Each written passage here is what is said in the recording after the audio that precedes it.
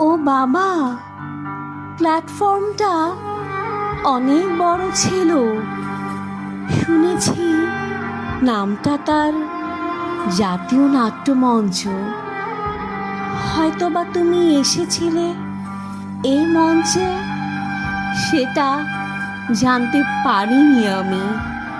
জানো বাবা, পারফর্মের আগে মঞ্চের পেছনে দাঁড়িয়ে চোখের পানি ফেলেছি। মনে হচ্ছিল আছো তো আমার পাশে দাঁড়িয়ে তুমি।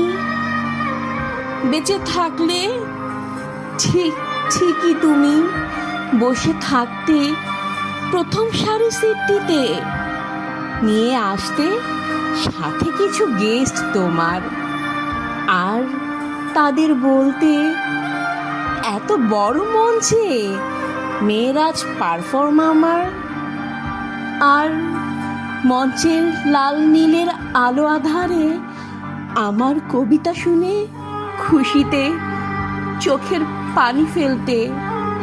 ও বাবা, তুমিও তো কবিতা লিখতে, কিন্তু তখনও তো বুঝিনি আমি কবিতায় যে তুমি তোমার হৃদয়ের কথা বলতে।